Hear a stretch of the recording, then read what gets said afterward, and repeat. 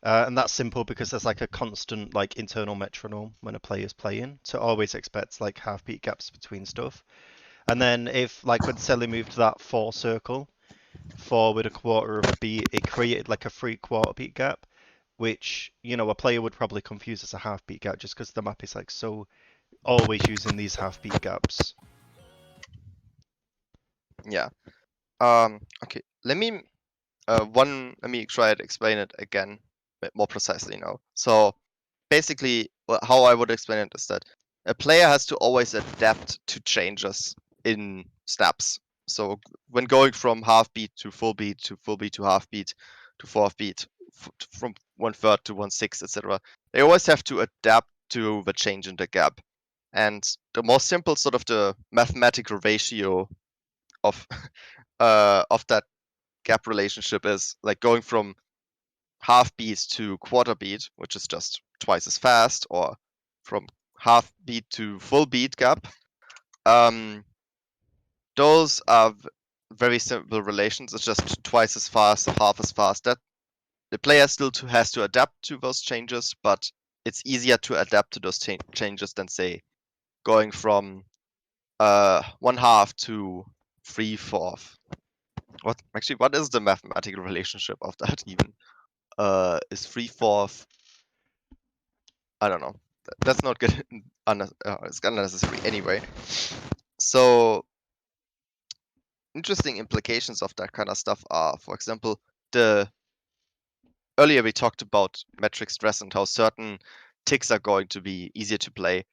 But when we take this concept of polarity into account, when it comes to gameplay, most of the time, it doesn't matter super much on what ticks objects land to determine how easy they are to play. For example, in this case, this rhythm, if we just abstract away from how the song sounds like, is this hard to play? Any idea, any thoughts, anyone? Is this rhythm hard to play?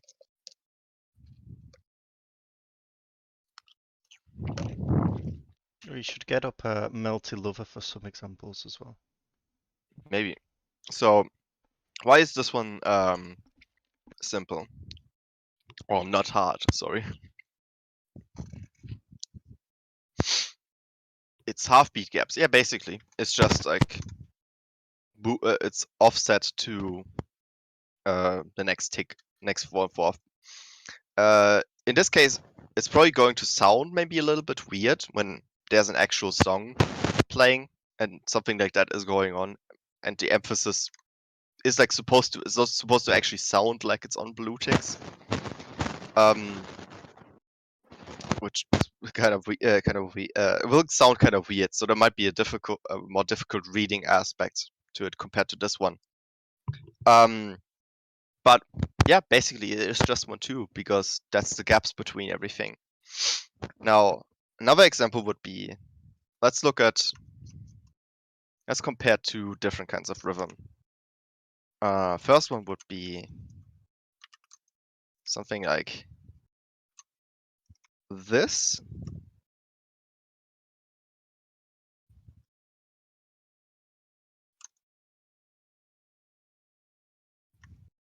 Um,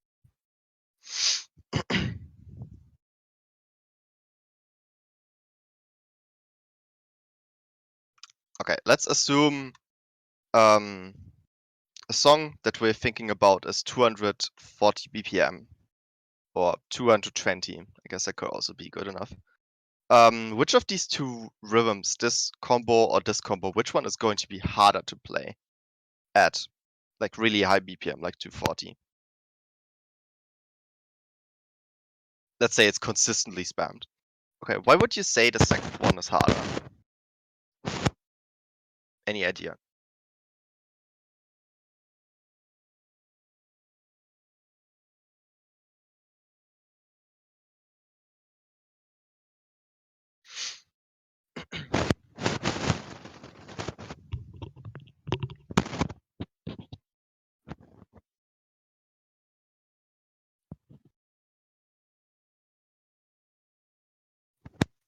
The rhythm changes too much and you don't have time to adapt. True. Especially at like 240 BPM, this is gonna be like hell. Like, even this gap here, this gap is going to feel really weird. Especially if it's like spammed or whatever. While this one, at like a really high BPM, this is going to kind of just play like half beat gaps at lower BPM. Because the gaps between everything, even though it's 3/4 beat gap, oh my god, 3/4 beat gaps, those are so hard, right? They're going to be easier because they're just like spammed everywhere. Conversely, even if the song was like a lot slower, these would be like super easy because it's just spamming the rhythm constantly. If say the player had to adapt from half beat gap spam to this, they might at first it might be kind of weird and they might misread something, but you will really quickly adapt to what's going on, and then it's just going to be really easy clicking wise. So yeah, again, what this also shows is that the complexity of the gap or whatever in terms of the snappings of the song also doesn't inherently like tell you how complex the rhythm is to play.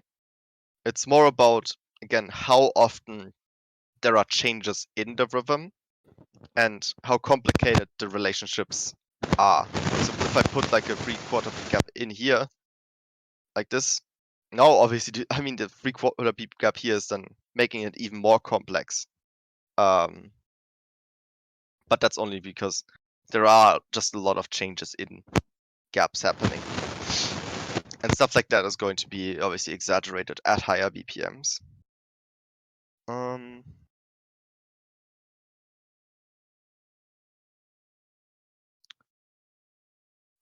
What's another thing?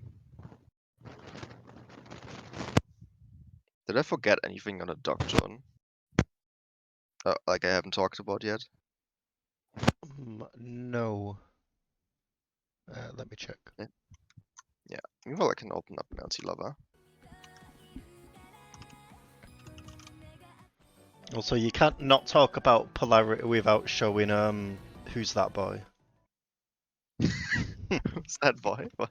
He did the Who's That Boy map. That's like the Charles map that polarity was the that Wait, he did the polarity video on. wasn't that called Carlito? Uh, Oh, Who's That Boy Carlito? do I have it?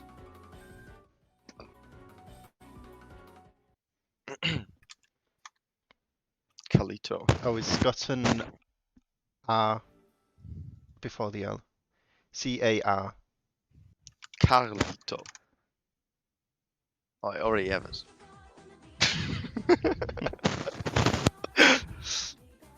Carlito. Okay, so the way Charles explained it in this song is that basically most of the song is super easy in terms of rhythm. It's just like it's just a lot of half beat stuff with like some 1/4 in between. And then he's saying, but then this dude just like starts spitting on the blue ticks. And that's really weird, right? Now, the way how he sort of explained that is, I could just put like this circle here, but that according to Charles, that would be literally bad. Although I wouldn't agree, because a player can't predict this sudden change from the white tick to the blue tick, or in his words, from the half beat polarity to the blue tick polarity. So what he's doing is he put a slider down, so there is like some kind of object. There's like this 1/4 gap here, making it easier to transition into this. Yeah, because it's easier. The idea is it's easier to use quarter beat gaps and half beat gaps. That's an easier transition than going from 3/4 beats to half beats. Yeah, that's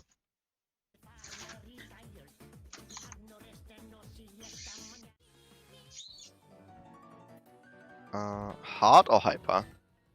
Do you do it in hyper and hard as well? Well, I would honestly look at top diff because that does it everywhere. But I did it in the normal, like. Mm. I mean, I think it's most relevant for like hard disk or yeah, okay. So this song is kind of funny because it has a lot of blue tick emphasis. And the way that most of the diffs on this map make this like easier is by basically just although I could just put a circle here, I'm basically making this gap here with the from the slider to the next circle a half beat, just like a lot of stuff earlier. That way simplifying it. Might be some cases where it's like 1/6 as well or something. Let's maybe actually look at the PG Fat map and then talk about a lot of common specific examples of how you can simplify complex rhythm. Oh, that's not gonna help me. Oh, there it is. Nice. So would be good if everyone could open up this map. It's streaming hard. The diff is Pishy's extra.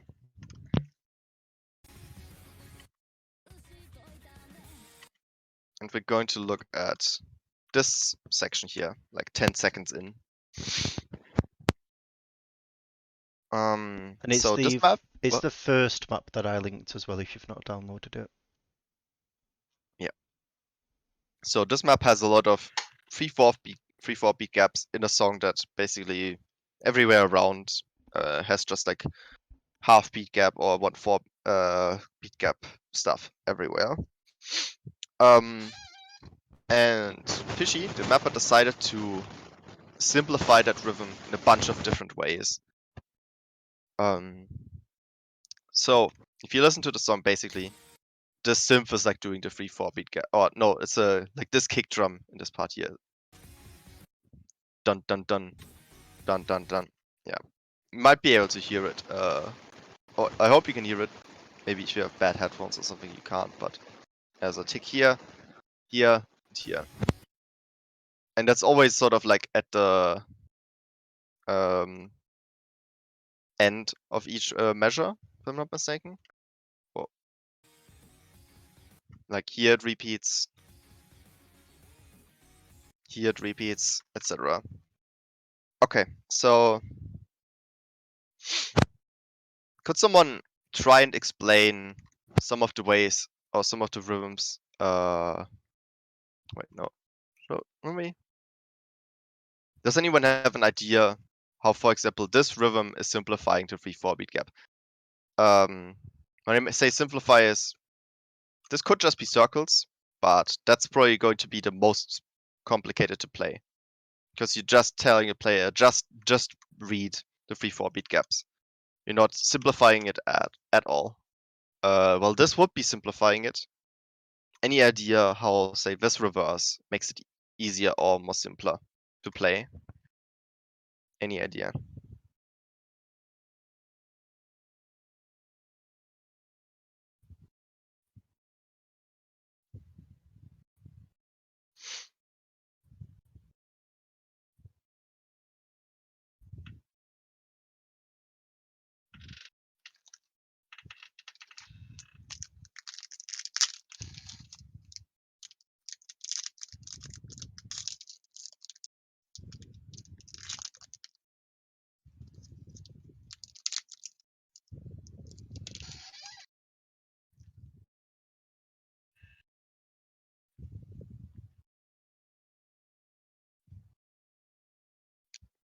By the way, Naichu, are you back?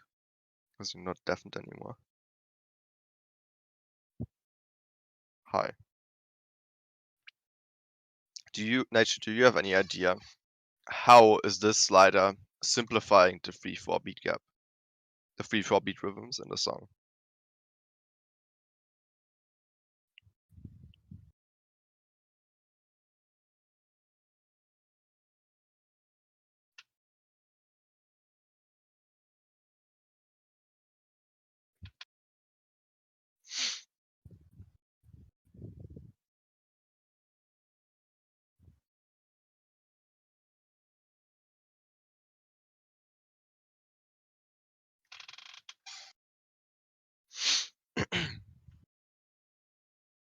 Yeah, I mean, also, how is the player clicking this river?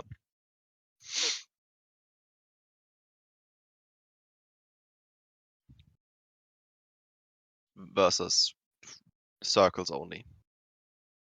Slider's easy to play. I click one on and then hold. Yeah. Basically, they only have to click once here, and then the rhythm is kind of just like passively being played out. They maybe have to move a little bit.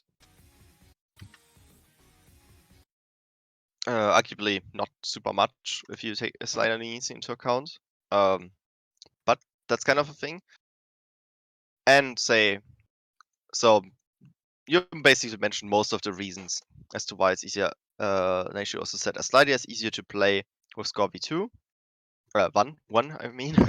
Yeah, because the accuracy component is you don't have to click as accurate. Also, you only have to click on the big white tick and not on any of the blue ticks or anything or red ticks. So some stuff that might not be as obvious is that, say, for example, the active beat gap between this object and the next slider is like 2 beats. That's pretty easy. Basically, when you think about how the player has to click, it's just like one beat here into this object and then hold down for 2 beats and then click the next thing. In terms of the gaps between things, the player also has there's like a half beat gap here. So it's not that there's then a weird gap after the slider as well or something, or a gap that's completely different. Like say this one. That would arguably be more complicated to play than this, where it's just a half beat gap, just like everything else so far. Yeah. Now, next one would be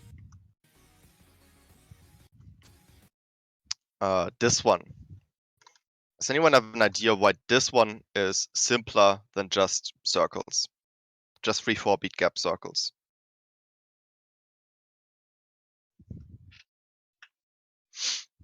There are kind of two reasons why this is true. Probably even more, maybe. Two main reasons. Yeah, main.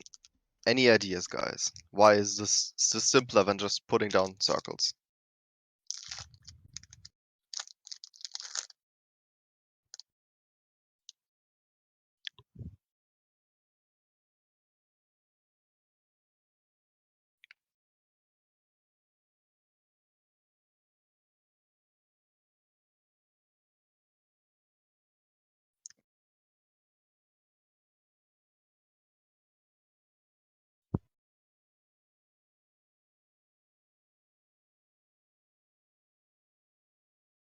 Mm-hmm. So the passive gaps between objects are 1-4, and 1-4 is like mathematically simpler than 3-4. Or the transition from half beat gap stuff to stuff with 1-4 beat gaps in between is simpler than going to just a straight 3-4 beat gaps. Anything about the say the length of sliders or this gap here, a gap right at the end. Anything about those two things? Any ideas?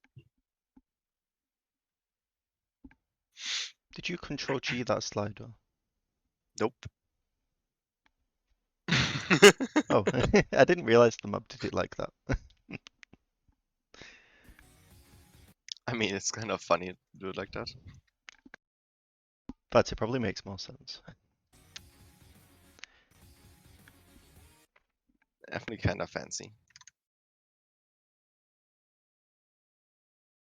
Yep, there are half beat sliders.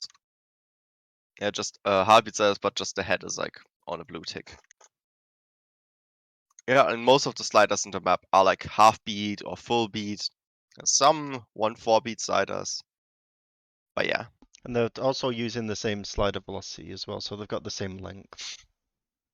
Yeah. Um So one thing I could maybe add is that although, and I mean, nature also obviously said because of score v1, you have to be less accurate, and in this case that's true as well because it's sliders. You don't have to be as accurate. Um, so the active gap between objects here is 3-4 beat. You have to click on this head and then next click is 3-4 beat gaps. Because the passive gaps in between are still really simple compared to everything else in the map, and because the length of the sliders is also really simple, we took the 3-4 beat gap and we split it like up into 1-2s and 1-4s. So we took the mathematically complex rhythm and we split it up into more easy bits, basically. And that can kind of apply to almost any rhythm. Basically, whenever you have a rhythm that, arguably speaking, would be more complex, so going from a simple rhythm to whatever you have as mathematically complex, you can simplify it by trying to split it up into easier bits.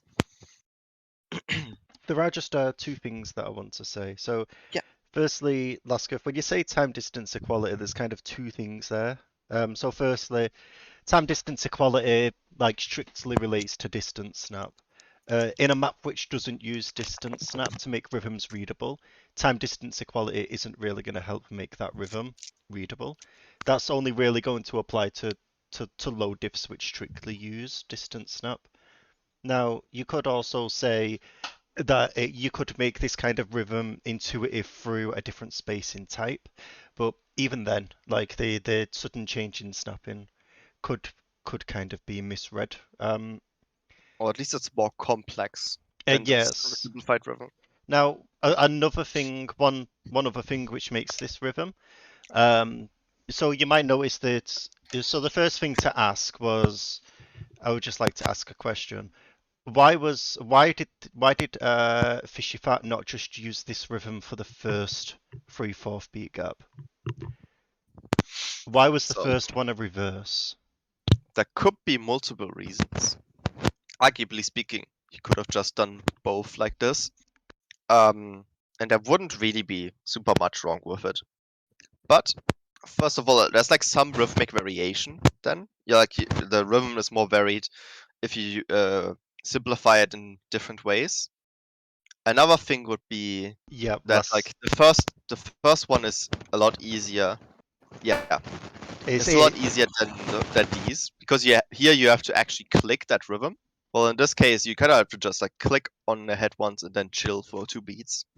Yeah, so So it's the introduction which makes yeah, it. it introduces it more easily. Sorry Yeah, for interrupting. well, it's okay. Lasker answered the question before you even had a chance. Damn, true. So something that's also maybe worth bringing up is so arguably speaking, Pishifet could also just use this rhythm all the time for all of those. There is kind of this question as to should you why should we simplify those rhythms in the song at all, like in the first place? And the answer to that is kind of preferential to some degree or large degree. Um, I would argue that if we get with lower difficulties, it makes a lot of sense that we don't just want to randomly throw in 3-4 beat gaps to players who are just starting out to playing the game. In hard difficulties, we at least want to like sort of ease them into it. If like say there's a song and then like 30 minutes into the song or something, that there are songs like that, it just changes to swing rhythm to like 1/3 and once 2/3 and stuff. Um, it would be kind of unfair to not ease the player into that like at all, especially if it's a lower difficulty. While on higher difficulties, also if they are like say um shorter or something, if they are not this case I just mentioned, which is like 30 minutes long or something, then it can be I feel like oftentimes more appropriate to not simplify as much. Maybe to not simplify at all, to just make a point out of your map that it has rhythmic difficulty. You can do that. A lot of maps do that. They just like even the first time this rhythm ever appears in the map, they will just put down 3-4 beat gap circles because they expect the player to be able to just be good enough to read it, and a lot of players are good enough to read that, almost no matter how it's arranged, even. Although there are still ways to make it more intuitive through arrangement. So, but because it is kind of preferential, I mean, it's still worth learning about how to simplify. And we could also say, in this case, because different kinds of different levels of variation are also going to be more or less interesting. In this case, it is just kind of really boring to only map the first like note on this tick and then everything passively afterwards. Well, in this case, although it's simpler to play, at least the player has to click on the actual sounds in the song or the actual interesting rhythm. At least they have to click to it, even though reading wise or movement wise, it's a lot easier.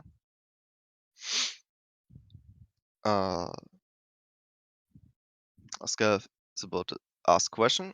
I guess if you're like Devious Panda, you can just assume anybody who downloads your map knows it will have rhythmic difficulty.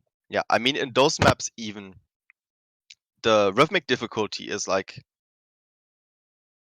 almost the entire song has rhythmic difficulty everywhere. Like the songs that, for example, that he's known for mapping, whether he wants to or not, or likes it or not, are those where there are just like quintuplet rhythms everywhere. And already anything that has quintuplets is going to be difficult, but you can't just like simplify the entire thing by making it a big reverse slider or something. That would seem inappropriate. And in fact, it is kind of cool to lean into it in a way. If the song is really rhythmically difficult,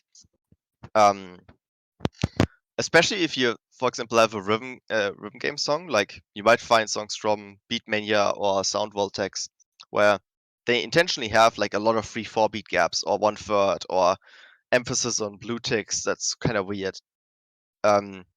Can be really nice to, at least I personally feel like that, to lean into that, to make something that's intentionally mapping the cool rhythms just actively, as long as they don't contradict priority or whatever.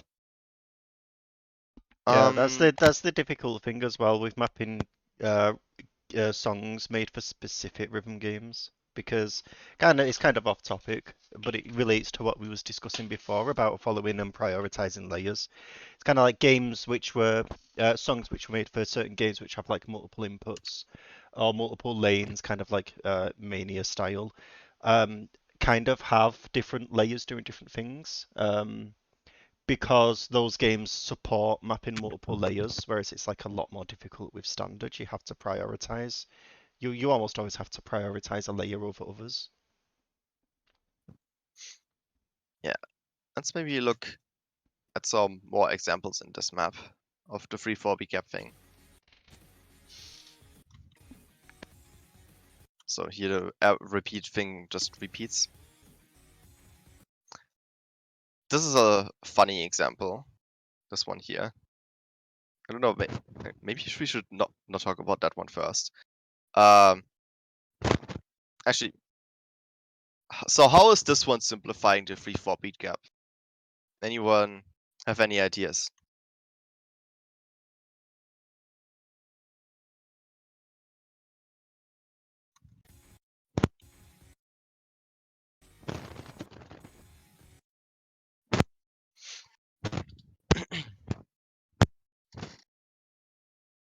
Yeah, passive on 4 beat gap and also active on 4 beat gap here. Although the slider length here is now actually 3-4 beat gaps. I mean, sliders, as Nature said, are kind of easy to follow along. So the essence of this one, similar to the one earlier, was just you have the complex rhythm. It's split up into easier bits, into half beat gaps, 1/4 beat gaps, etc. One kind of interesting thing about this one is that this note here is mapped to nothing. If you listen to the song, well, it kind of is something, but it's like kind of just random noise, almost background noise, just so this one could be considered as overmapped.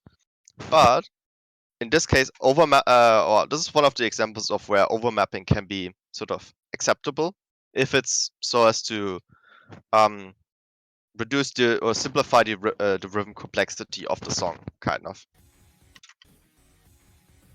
Yeah, But we'll it does sound kind of counterintuitive, but actually adding a note in the rhythm has made it easier to play. yeah, another way that one can be kind of simplified as well, which might even be a bit more consistent, arguably speaking, is if we say instead of doing this thing, we do this, where it's now two doubles. And now we have an overmap note here and an overmap note here. Pretty cool that the mapper is thinking about the player so much. True, kinda. So this one would be a possible way of simplifying the rhythm as well. I mean, here it's also kind of obvious. Again, it's similar to, or more rather similar to the earlier patterns, where again, instead of 3/4 beat gap, we now have half beat for one quarter beat, half beat, quarter beat. So gaps that are mathematically simpler, just splitting the more complex one into simpler ones up. Arguably speaking, a lot of players would still say this is kind of awkward to play, because doubles are kind of like a weird rhythm gameplay wise. And sort of the way a lot of people play doubles is actually by kind of doing this like galloping thing, where say they hit down with one finger and then just slightly delayed hit with the other one. So it's almost like you're literally playing the 3/4 beat gap, but you're sort of like you're tapping the first note normally, and then you kind of semi offbeat double tapping the other two. I'll be right back. Yeah, this would probably be like the most rhythmically dense way to simplify, um, in terms of like active hit objects, and it does add like an aspect of you're basically replacing sort of a difficulty of reading rhythm of 3/4 beat gaps with basic overmapping, which is making like the map much more rhythmically dense. If you do kind of want to make this is sometimes a good thing to do. If you yeah, it is hard. It's harder to play. I suppose depending on the skill level of the player, it's easier to read but harder to play. You're kind of replacing the difficulty element of reading with finger control.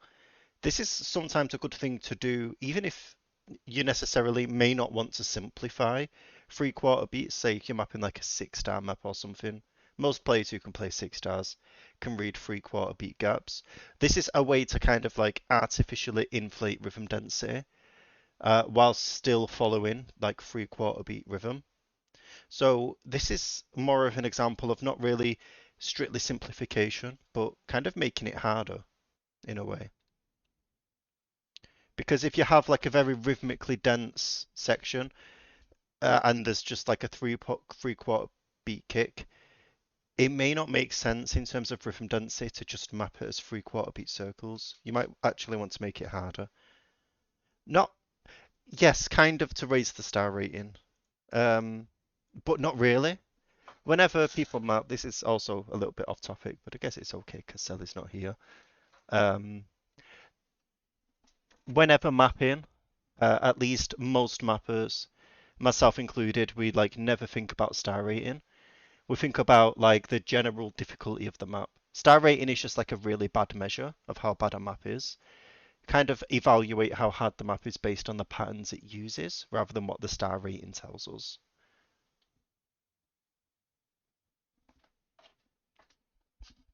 Oh. Hello. So mapping for star rating is illegal unless you Hi, use I'm say back. Ica mapping 13-star maps. What did I miss?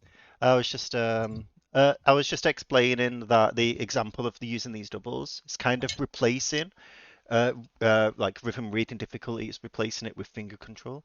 I wouldn't necessarily use this for simplification, but to like increase rhythm density on intense sections. Yeah, that can be a good tool to do that. I think I've even done that in some songs. Good example would be, although semi-good example maybe. Um, Go to this map I have here. Basically, a lot of the non-chorus sections are like super dense stuff. Everywhere's shit spamming around. So it's kind of hard to make the ki section hard when it's like the chorus section is basically 3-4 beat gap spam, which is not very high density.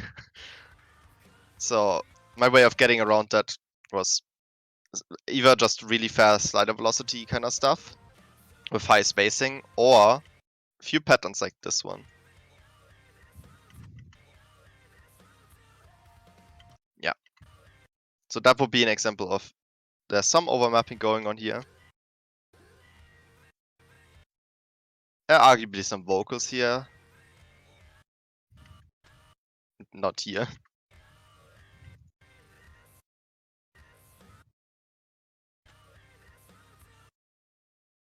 Lol. Okay.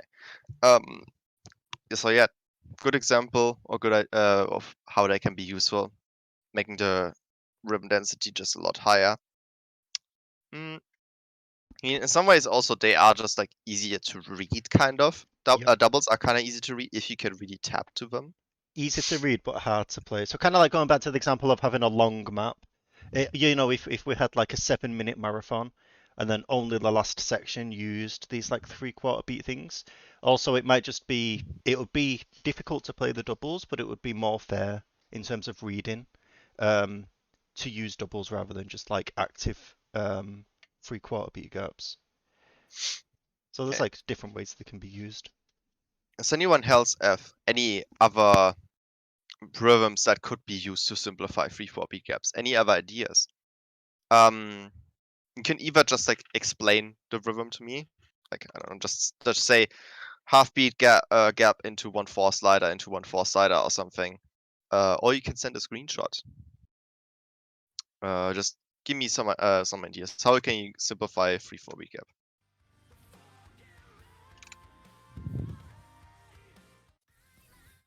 You can just open up this map and just like say replace this rhythm with something else. Does anyone have any ideas?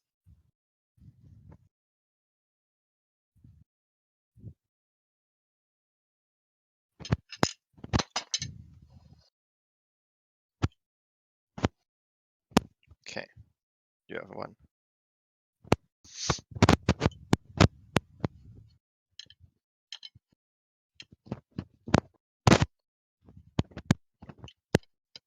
Do you have a thing to do screenshots, like a program to do it? You can also, if you're in the client, hold down Shift and F12 and it will upload screenshots.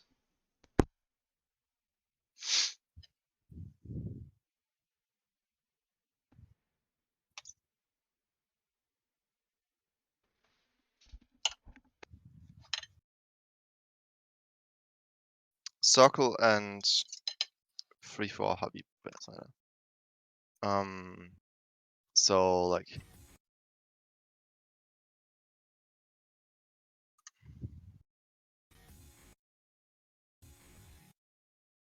this? Not sure I understand. One circle and 3 to 4 half beats. So like this, or should the sliders be delayed? Okay, you were wrong. True. Kick slider. So like this?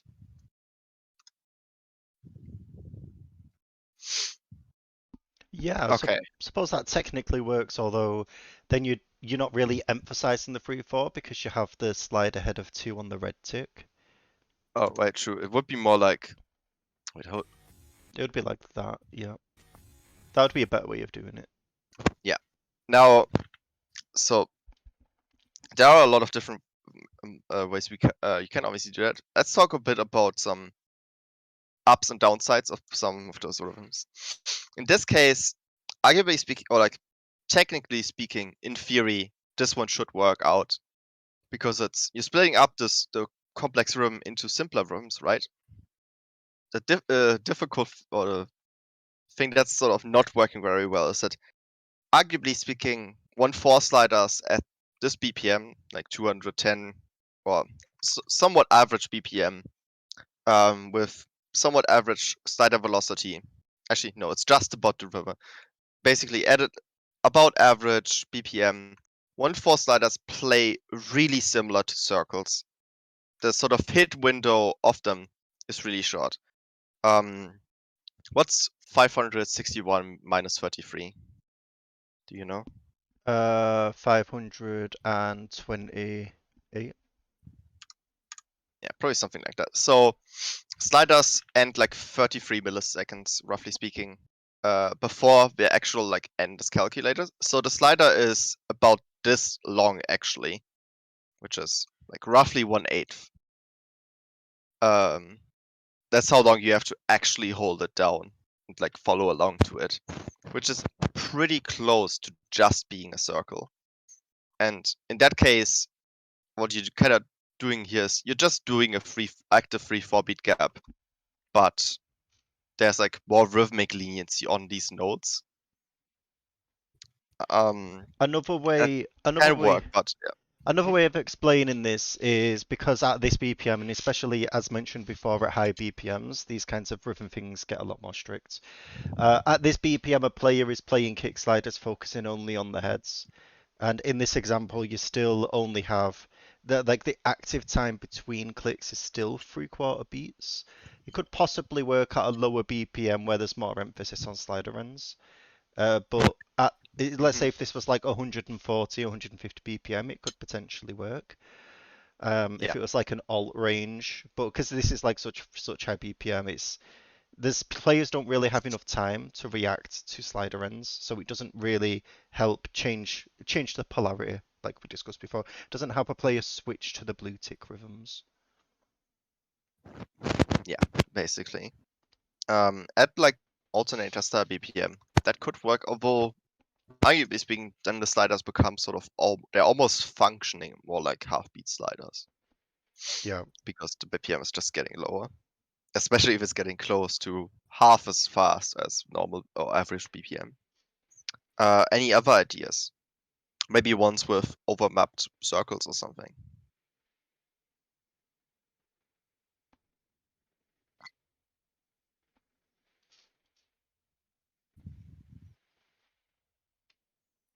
That's a funny idea. I like that.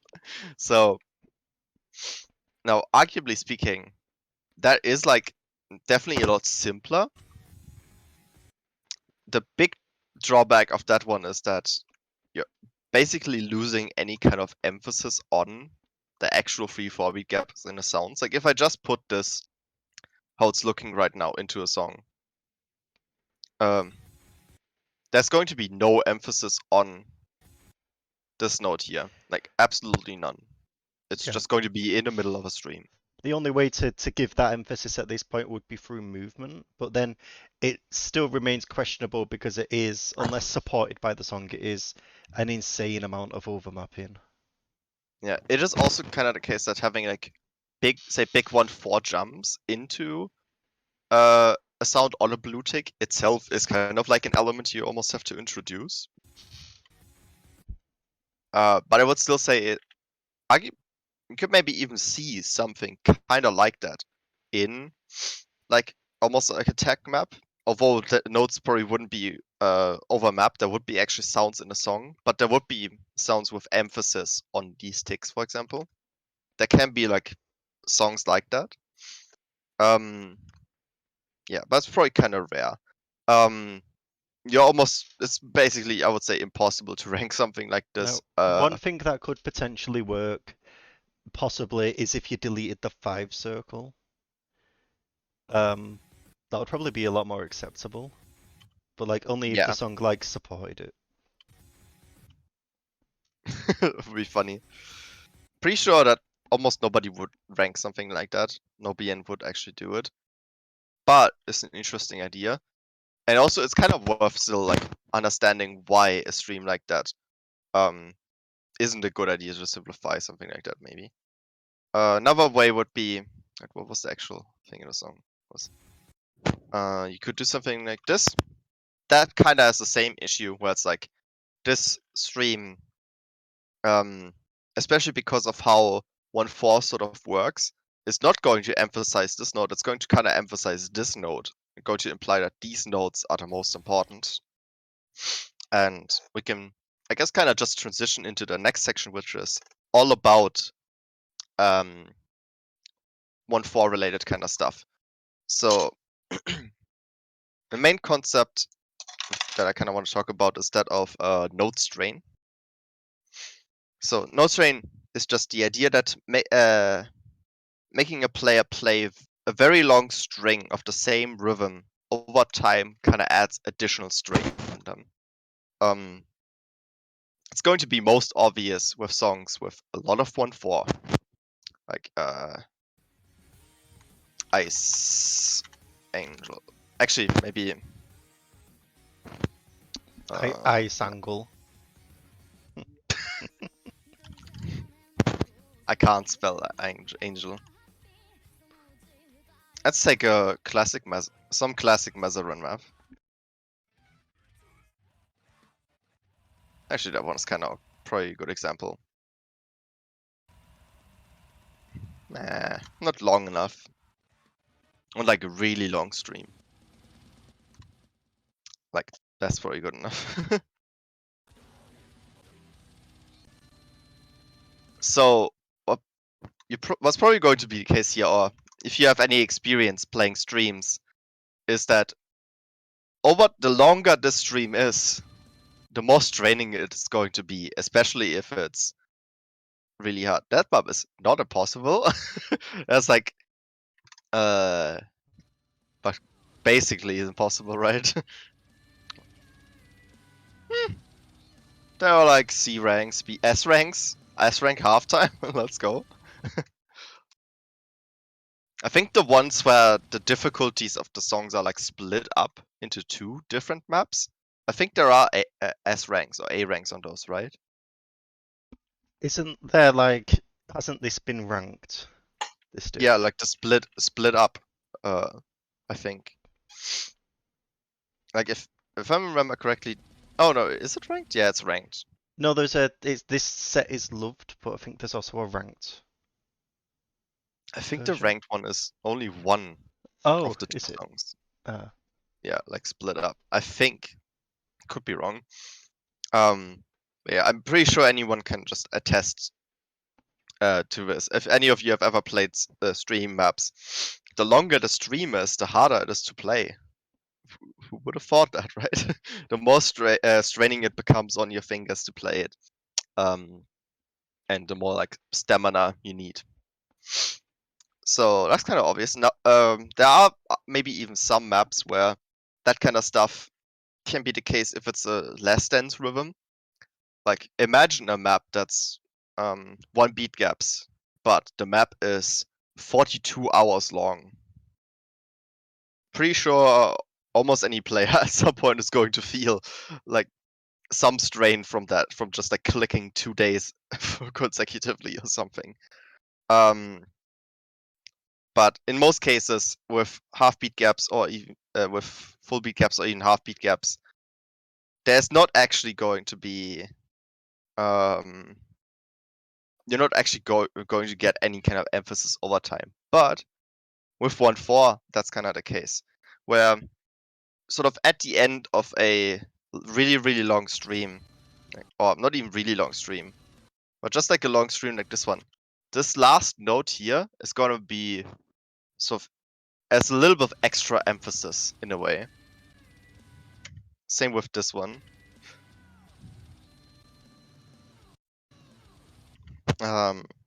The way a lot of mappers kind of use this stuff is that if you have, say, triples or 5 notes stacks of some rhythm, I don't know if I can find a good example. I might be able to.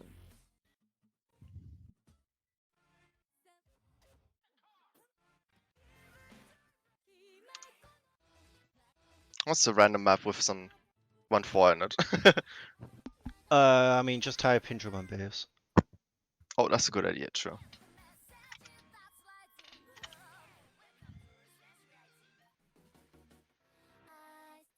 Is that a good example? Probably. Nope. That might be a good example. So we have like a few strings of say triples here. And here again, etc. Basic idea of node strain is sort of going to be that whenever you have a string of nodes, like five nodes or three nodes of 1/4, the last node gets a little bit extra emphasis, or it can be sort of used to emphasize that last node.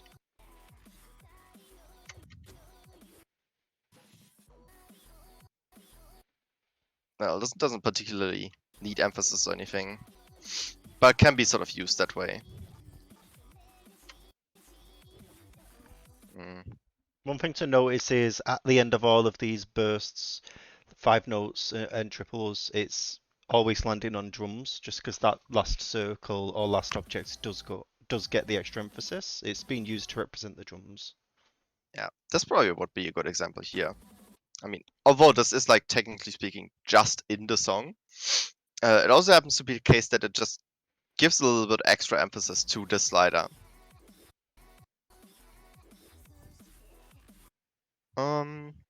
So this can also be kind of used for thinking about overmapping.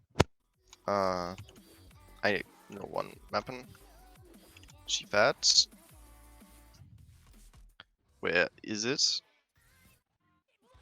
Yeah, this one. So this one has like, technically speaking, some overmap 1/4. Like, this stuff isn't really in the song. But the way these are always going to be structured is that they always end into a big white tick. Or start of the next measure. So there's always going to be some extra emphasis on the first note of each measure. As you can see, it consistently repeats, etc. Even here. Yeah.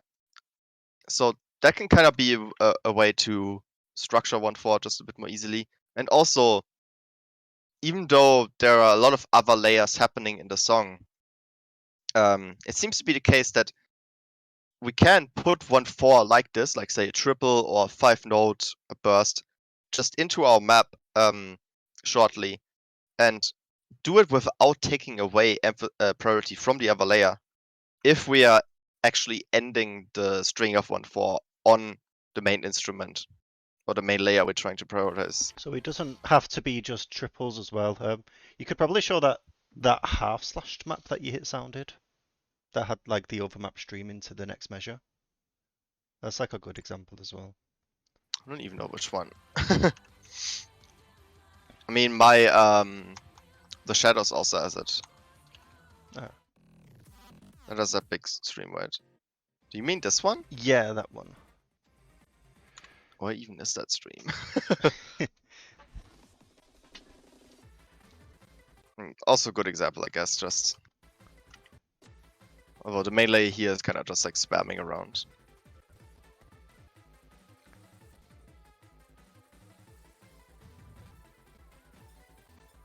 I have no idea which stream you mean, honestly.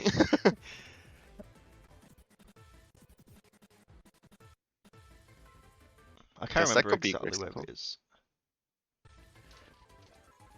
I'll just show the shadows. Yep. Oh. There. This map might load for a little bit. Cause a lot of hit sounds.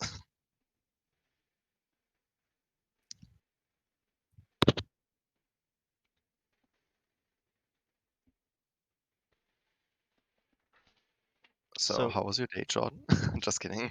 oh, just while this map's loading, just something as well, just to quickly go over. I mean, I know we've said the last note of these bursts has extra emphasis, and then you might probably ask why, because we've kind of made an assumption that it has emphasis.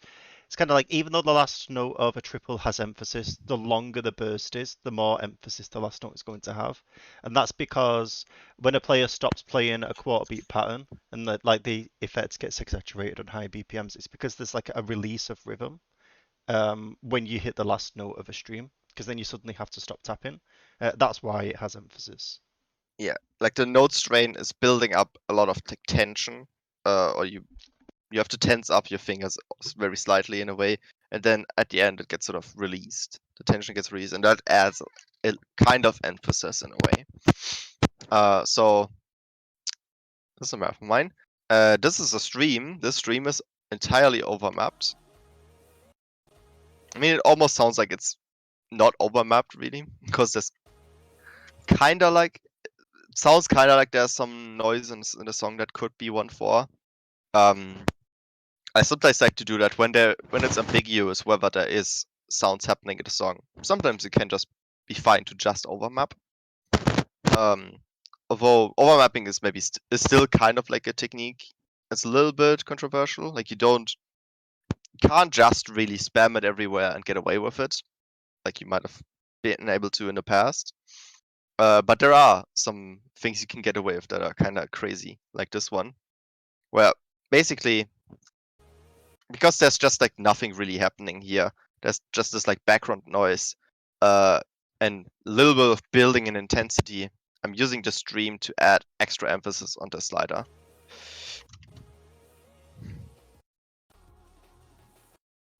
Yeah, I it mean, is. It is kind of advanced to do this kind of thing, but it kind of helps.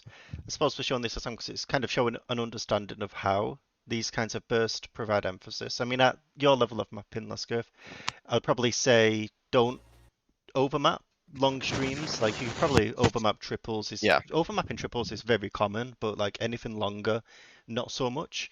It's more about, I suppose, building an understanding as to why last notes get emphasized and how you can use that as a tool in your map. Like you can do this kind of stuff in emphasizing the last note of bursts, when the song supports them. You can also overmap, but I'd only really recommend using this stuff when the song is supporting that kind of rhythm. yeah. I can maybe also talk about a little bit. This song is kind of also just a good example of this 1/4 emphasis kind of stuff. Besides just the overmapping, like there are a lot of like just streams or patterns like this one in here where if you click the slider and then play these two, it kind of plays like a triple, and the triple is sort of emphasizing these notes here, and it happens to be the case that on these notes there are the snares. In this case, it's more audible if you put hit sounds on. And you can tell all my triples are sort of ending into drum sounds one way or another. Also good example here. Basically, again, this kind of just plays like a triple because you hold down your finger, then you start. Or a lot of people will start with the other finger on this one and then end on this one again. Kind of similar thing here. Again here. Same thing here. Starts on some drum sound and then it ends on some drum sound. Here, emphasis kind of on the end of each. With doubles, it's arguably speaking kind of weird. We're going to talk a little bit more about that one in a second, or maybe even now. Yeah, just a second. So, yeah, just as you can see, basically all the like triples or 5-note bursts, etc., all end into bigger drum sounds or sounds that are ones that I want to emphasize or part of the main layer of the song. Yeah. Okay, let's actually go to that double example. Where was it? So, weird thing about doubles. That's kind of an interesting question. Where is the emphasis, or where's the most emphasis in these notes? Is it or in a single double? Is it at the beginning or at the end?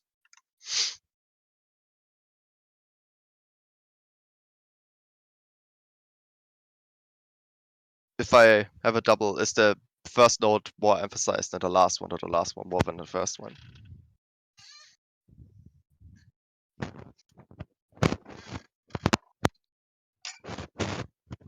It's good that you're not sure, because that's kind of it is really ambiguous, and it can almost be both in some ways.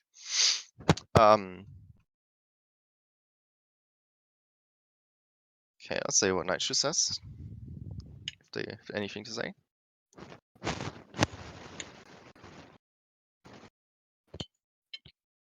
The question was, let's say you have a double like this. Which node is more emphasized? The second or the first one? Or in this pattern, basically, is there emphasis on these nodes or these nodes? Think the first one. What do you think the first one?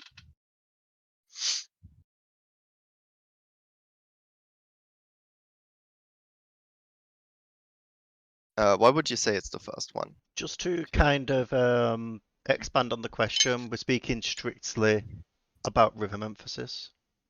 Mm-hmm.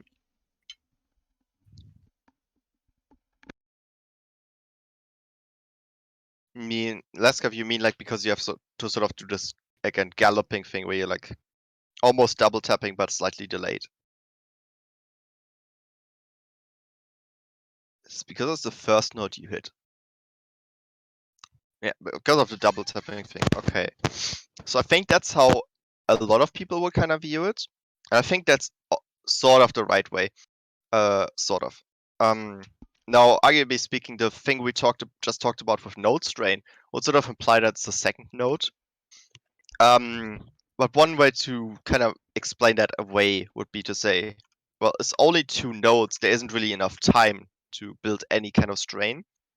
Another way to explain it would sort of be that when four patterns are going to this feature of the last node being extra emphasized is going to be the most obvious when it's an odd number of nodes. So when most players, presumably most single tapping players, will start with their dominant finger on the pattern. So like they will say click this one with X, if we assume they play X and Z or something. They will click this one with their weaker finger, so with Z, then this one with the strong one again, this with the weak one, and then they end on the strong one. So it's strong, weak, strong, weak, strong, weak, strong, weak, strong. And that makes it sort of just more obvious that the last note is emphasized, while with doubles or for quads or something, it's less obvious that the last note is emphasized. And arguably speaking, with doubles, again, because they're so short, maybe you don't even really feel any emphasis on the second note at all. Yeah, I would say that's probably speaking true. I do have the different viewpoint on this. I think the usually depending on how doubles, like in this example, usually the start of a double is emphasized, in my opinion, purely through spacing.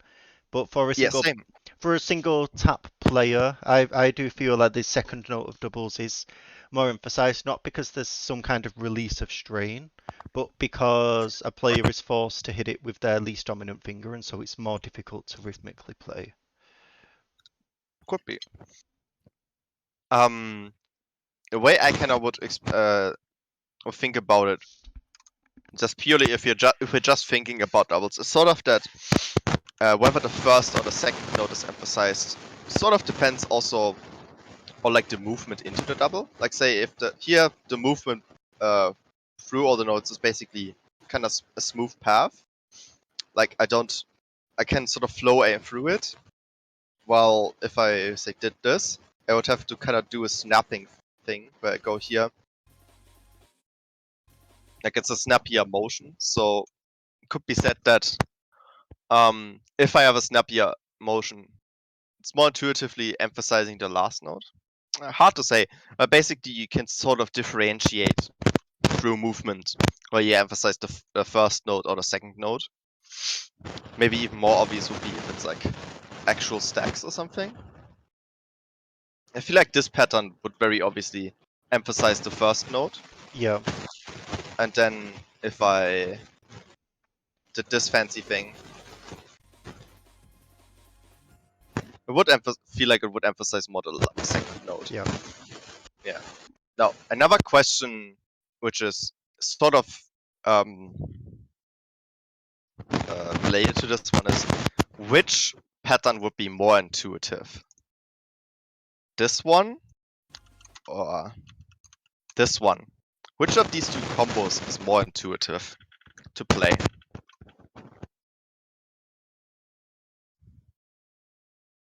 You can just give like your personal answer.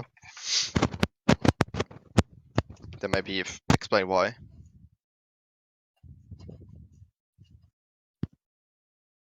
Anyone have any ideas? Which one is easier or harder?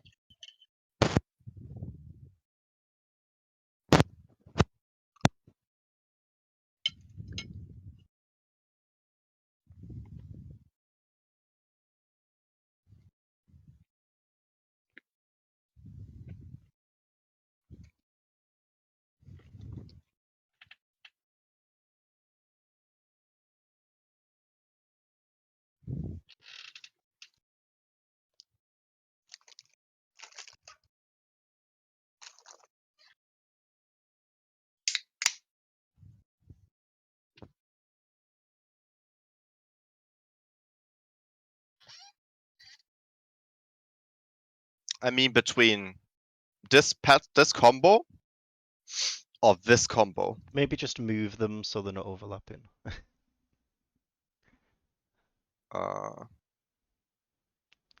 So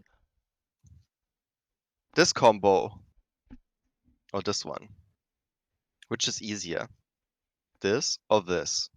Is it dun da dun da dun, da da da da da, or da da da da da?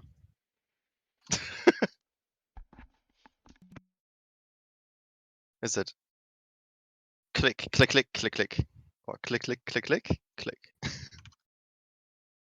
Half beat gap into double double, or double double into half beat gap? A second. Why would you say the second? Personally, would also say second for me.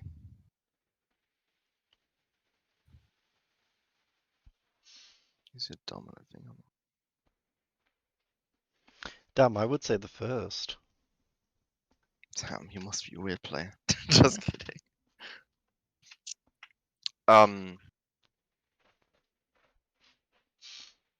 Well, if you were say like full alternate playing, playing like a full alt player, I wonder. Strong, weak, strong, weak, strong.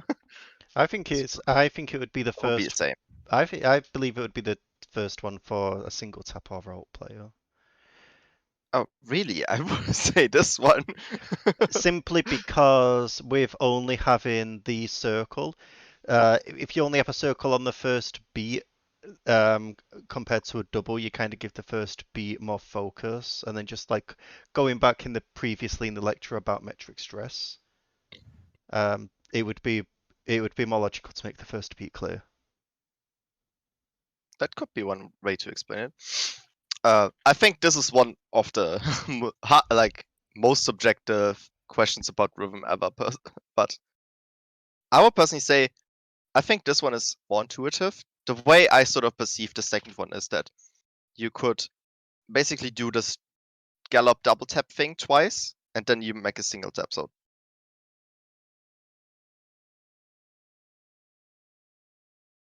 well, in the first case, you start with a single tap and then have to like transition into the galloping thing on this red tick. I don't know if there's any other reasons to sort of go one way or the other. This could potentially also be like influenced by player skill. Because in playing, I mean, for lesser skilled players, finger control is something that's quite difficult. So they do need to, when you say strictly galloping, it's almost, I suppose you can call it like a form of cheesing. Yes. Whereas someone who is higher skilled and is able to finger control, like when I play doubles, I do play the blue ticks. I don't just like mindlessly gallop. So that could also be a factor. Which one do you think would be easier for a full alt player? I guess for a full all player, everything is easy. Well, My- I think the first one would be easier for full all and single tap because the first beat of the measure is clearly defined. So it's But if you do the galloping thing, wouldn't you also like do it on the first beat then? yeah. The Well, second, the doubles kind of introduce for a galloping player. The doubles kind of introduce, I suppose you could say, like rhythmic instability. On the first beat, on the second example, so it might make it harder to keep track and follow rhythm. maybe. I feel like the second one, um, kind of. I think for someone that's galloping, the second one would be easier, because they have to sort of just start galloping on the first beat. Like, and me, well, the way I'm kind of thinking about it is that galloping, because it's almost like a double tap, like two double taps in a row. It seems more intuitive to do that on the first beat rather than out of it. But yeah, as I say, this is like really subjective or like really hard to explain which one of these is really easier.